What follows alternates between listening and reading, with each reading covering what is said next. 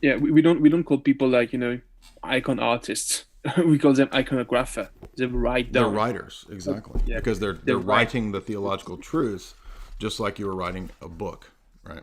Yeah, and that's the real danger of, introducing new traditions and um transforming your iconographic tradition using artists.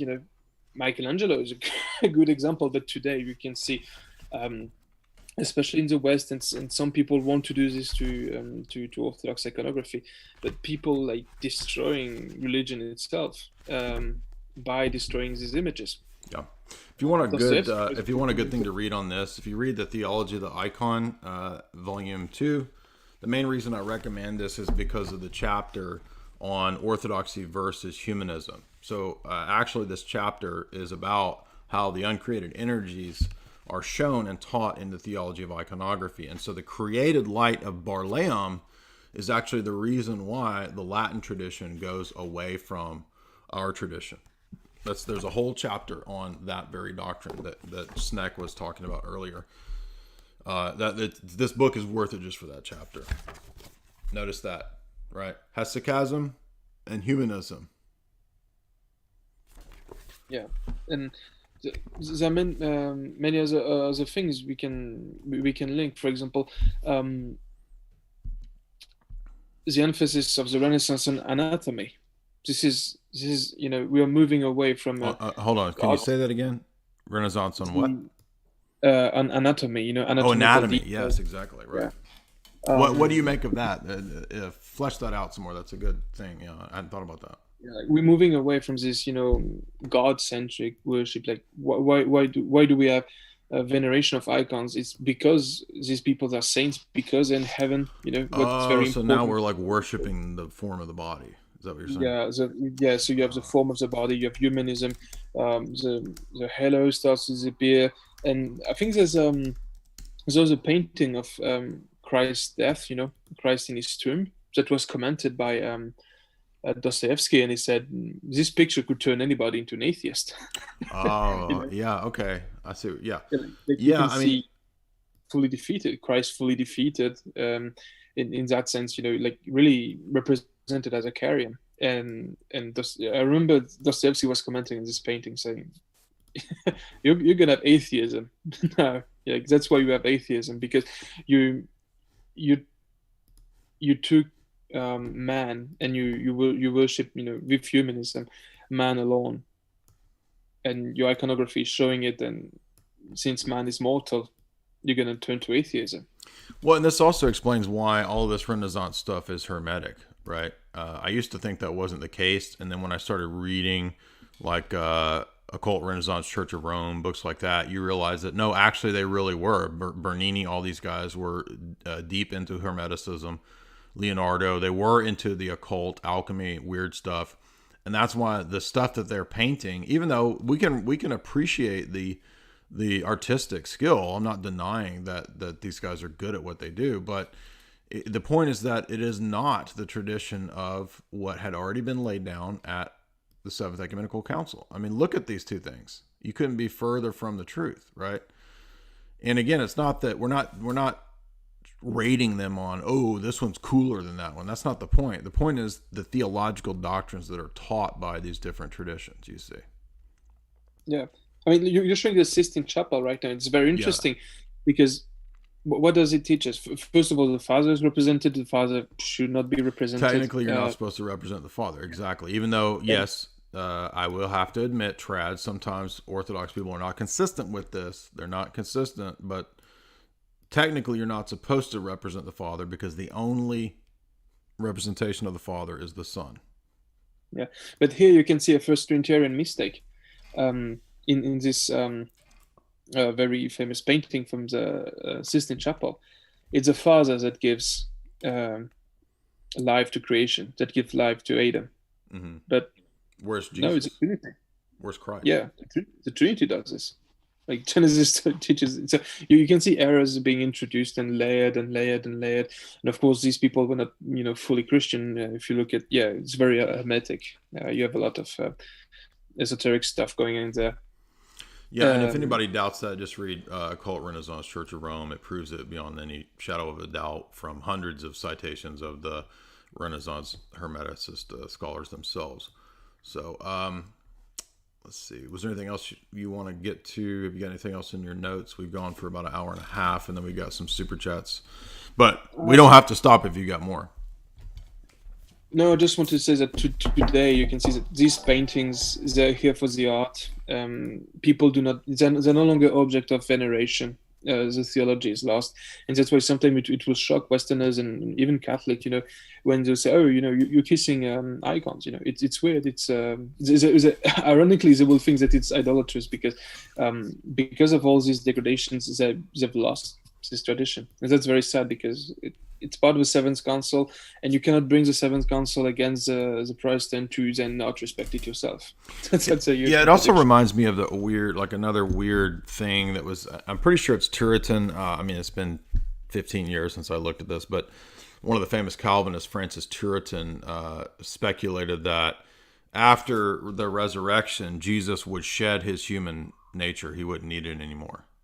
Well, that's just more Gnosticism, more proof that Protestantism, Calvinism, and Puritanism especially are Gnosticism, because the whole point of the Incarnation was that he would take on human nature and that he would always and forever be incarnate. That's one of the amazing mysteries of the Incarnation, is that God will for all eternity be man, right? The second person of the Godhead will forever and all eternity be man. He will never shed his humanity like it was some kind of snakeskin or some nonsense like this. But I'm pretty sure Turretin speculator said that. Maybe even Jonathan Edwards or somebody else in the Calvinist tradition said something like that. But the point is that you're only saying that because you're Gnostic, and they don't believe, as if you read the Panagiotis Nellis book on deification, the whole first chapter is dedicated to showing that the Incarnation was always the plan. The Incarnation is not a plan B based on the fall. The Incarnation was always the plan. Creation itself presupposes the Incarnation. And that's unique to Orthodox theology, by the way. Yeah, correct. Yeah, pretty good. We've covered the whole history of it. We've covered the theology of it. Gave examples. Yeah, I'm pretty satisfied with this stream. Yeah, we can close on this and go to the super chats. All right. Arseni Boca for 1348. He says, are bas relief presentations part of Orthodoxy? I've not seen them in Byzantine or Romanian churches, but I've seen them in Russian churches. Do you have any opinions on this? They seem to be classical, Hellenic, and Catholic to me. I don't know specifically about that, but there are obviously, representations that are more Western in style that influenced different periods. I mean, this is true, in architecture, that you have the, St. Petersburg kind of being neoclassical, and this kind of stuff happens, of course, but I'm not so sure that that's necessary. Just because there's a cross-pollination doesn't mean that, then we're denying the whole, validity of the liturgy. The point here is that it's what we're talking about is in the context of the liturgy, right? In the context of the church. So I don't know. Do you know about bas relief representations? Okay, so we do have icons, but that doesn't mean we cannot have other sort of representation. We can have statuary. Actually, the canons that condemn statues, they don't. It doesn't condemn statues per se. It just says do not make new one. You can have a I could put a statue of St. Paul right here. So what? But in terms of liturgical worship, it's very precise, is the point. And sometimes churches do not always follow this, right? You've got Western Rite churches that are using some of them are putting the Sacred Heart. Well, the Sacred Heart's Nestorian and Jesuit. It's not Orthodox. It shouldn't be there. Yeah, but I don't think bas-reliefs will be a problem. Specifically, it's not a problem of the image being graven or not. So I don't see any problem. We should try to keep to more classical iconographic standards because they're here for a reason. But again, I've rarely seen like really huge iconographic abuse except in some Western rites. Apart from this, I wouldn't consider this a big problem. Exactly. Yeah, good point. Next question is Eastern Roman for $5.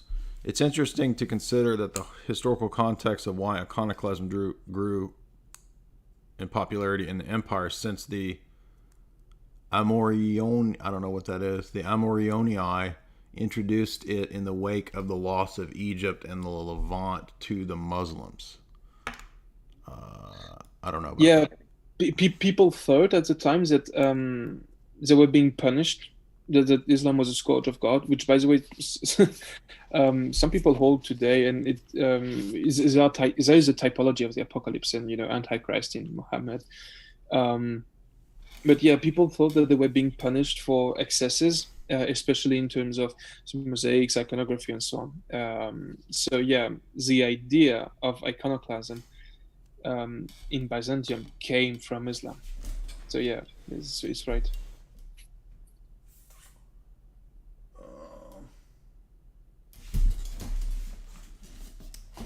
So, Eastern Roman says, sorry, my bad. It was the Asaurioi. It was the Amorioi were after the Asaurioi. It's a dynasty. Jeremy Milford donates $30, and he says, Calvinists will cite Irenaeus critiquing the Gnostic corpocration usage of images in Against Heresies 125:6. Well, first of all, again, if you read book 3 of Irenaeus and book 4, he's not a Calvinist. So he believes in apostolic succession. He believes in tradition. He believes in the Deuterocanon. He believes in the real presence of Christ. He believes in a succession of bishops. So they're picking and choosing, obviously, as they always do. But the point is not that all images. The point is whatever corpocration images were being used. I mean, a lot of these sects worship the serpent, so we'd have to see exactly what image the corpocrations were using. Go ahead. I'm going to look at that quote and see what he says.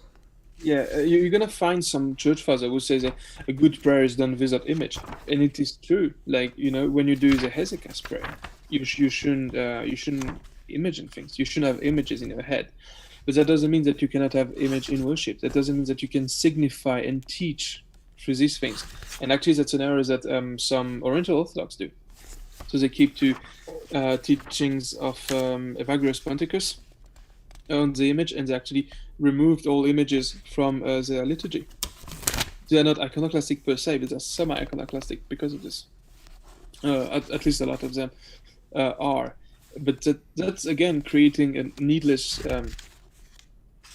dialectic, just because theosis for us is a process of prayer and of being apophatic, removing ideas from our head, doesn't mean that we cannot have images. And again, we've seen that icons are linked to apophatic theology, so it's linked. Yeah, well, and then when we read what the actual quote says, it doesn't prove what the Calvinist wants, as usually. I'll read the quote. Some of the Gnostics employ outward marks, branding their disciples inside the whole of the right ear.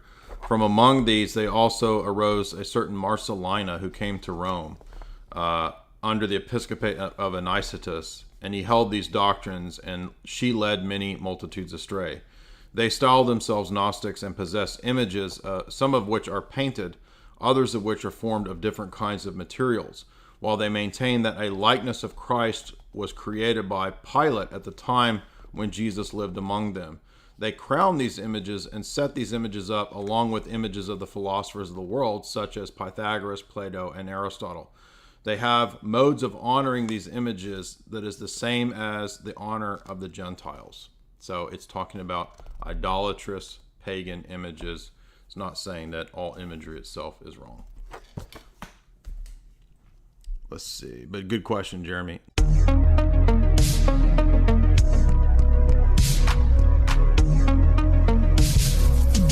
Divinity raises the humanity of Christ through theosis, and that's exactly what we experience.